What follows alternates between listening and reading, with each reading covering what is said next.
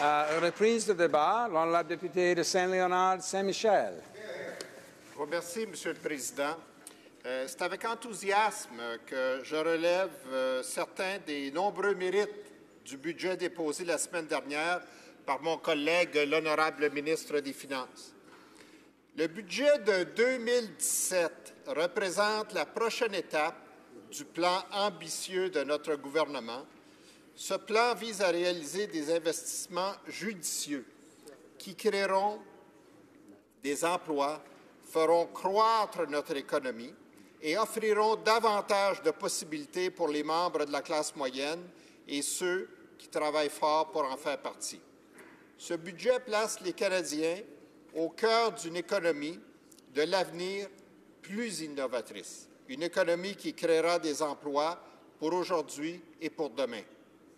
Comme vous le savez sans doute, la plus grande force du Canada réside dans sa main-d'œuvre hautement qualifiée.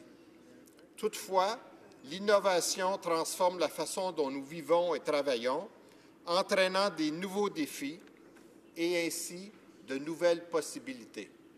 L'évolution fulgurante des technologies et l'avancement dans le domaine de l'intelligence artificielle et de l'informatique fait en sorte qu'il est nécessaire d'investir dans la formation de la main-d'œuvre du futur.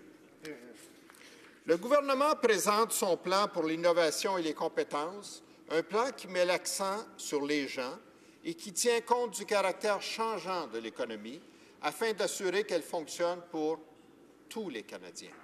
Selon ce plan, le gouvernement entend renforcer le Canada en tant que leader mondial dans l'économie de l'innovation, concentrer des ressources sur les gens et donner aux travailleurs canadiens les outils dont ils ont besoin pour réussir dans l'économie de l'avenir, lancer une stratégie pan-canadienne relative à l'intelligence artificielle pour retenir ou attirer les meilleurs talents en recherche universitaire et accroître le nombre de stagiaires, diplômés et de chercheurs étudiant l'intelligence artificielle. Favoriser l'enseignement des compétences numériques de la maternelle à la fin du secondaire. En tout premier lieu, le désir de notre gouvernement de placer le Canada dans une position de leader au sein de l'économie mondiale. Pour ce faire, des investissements sont prévus dans des secteurs clés tels la fabrication de pointe, l'agroalimentaire, les technologies propres, les industries numériques, les sciences biologiques et de la santé et les ressources propres.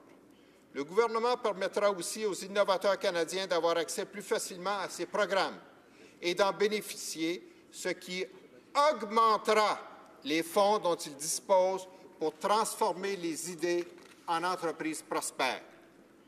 Deuxièmement, l'engagement de notre gouvernement est de concentrer sur les gens et donner aux travailleurs canadiens les outils dont ils ont besoin pour réussir dans l'économie de l'avenir.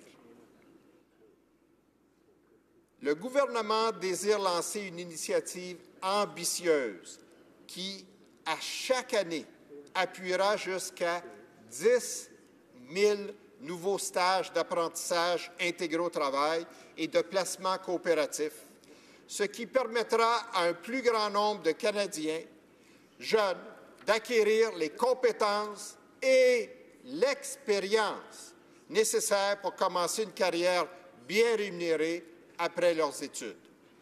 En plus d'outiller les nouveaux travailleurs, notre gouvernement compte apporter un soutien accru aux travailleurs adultes qui retournent aux études et qui doivent gérer le coût élevé des études postsecondaires, tout en conciliant les pressions financières associées à la vie quotidienne et au fait de s'occuper d'une famille.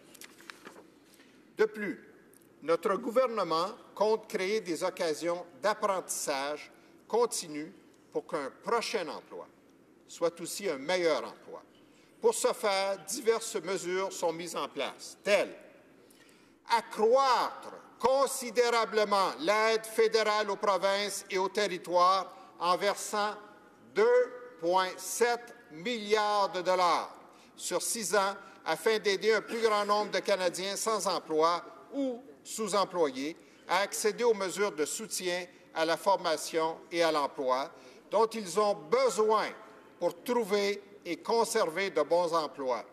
Investir 225 millions de dollars sur 4 ans pour déceler et combler les écarts de compétences au sein de l'économie afin d'aider les Canadiens à être le mieux préparés possible pour la nouvelle économie. S'assurer que les Canadiens qui touchent des prestations d'assurance-emploi peuvent obtenir la formation dont ils ont besoin sans crainte de perdre les prestations essentielles sur lesquelles ils peuvent dépendre pour subvenir à leurs besoins et à ceux de leur famille. Le troisième aspect sur lequel j'aimerais m'attarder, Monsieur le Président, est le lancement d'une stratégie pan-canadienne relative à l'intelligence artificielle. Cette stratégie fera du Canada une destination mondiale pour les entreprises qui cherchent à investir dans l'intelligence artificielle et l'innovation. De plus, elle aidera à maintenir en poste et attirer la crème du talent universitaire, à propulser l'innovation, à créer des emplois et finalement pourra améliorer la qualité de vie des Canadiennes et Canadiens. Une telle initiative est nécessaire afin de retenir et aussi d'attirer les meilleurs talents en recherche universitaire et accroître le nombre de stagiaires diplômés et de chercheurs dans les domaines de l'intelligence artificielle grâce à un investissement de 125 millions de dollars. La stratégie proposée par le gouvernement permettra de favoriser la collaboration entre les principaux centres spécialisés à Montréal, à Toronto-Waterloo et à Edmonton. Elle permettra au Canada de se positionner en tant que destination de choix pour les scientifiques et les entrepreneurs qui désirent collaborer afin de réaliser des percées étonnantes dans des domaines porteurs de changements bénéfiques pour nos vies. Notre gouvernement est fier des réalisations des scientifiques et des innovateurs talentueux du Canada. Leur contribution favorise l'édification d'un avenir prometteur et plus prospère pour toutes les Canadiennes et tous les Canadiens. Finalement, Monsieur le Président, j'aimerais aborder la question de la compétence numérique chez les jeunes. En plus de favoriser le développement d'une main-d'œuvre qualifiée lors de la formation collégiale et universitaire, notre gouvernement, dans ce budget, s'engage à favoriser l'enseignement des compétences numériques et du codage aux filles et aux garçons, de la maternelle à la fin du secondaire, afin d'assurer que les jeunes Canadiens sont bien préparés pour faire face à l'incidence des technologies numériques sur leur avenir. En résumé, Monsieur le Président, le budget déposé par l'honorable ministre des Finances est un budget sensé et tourné vers l'avenir.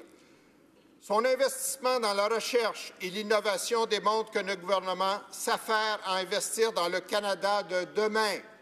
Qui plus est, ce budget est un budget humain, car oui, il investit dans les entreprises et l'innovation technologique, mais aussi il s'assure que la main-d'œuvre canadienne d'aujourd'hui et de demain demeure à la fine pointe de cette technologie et qu'elle dispose des compétences nécessaires afin de devenir des leaders mondiaux dans des secteurs d'avant-garde.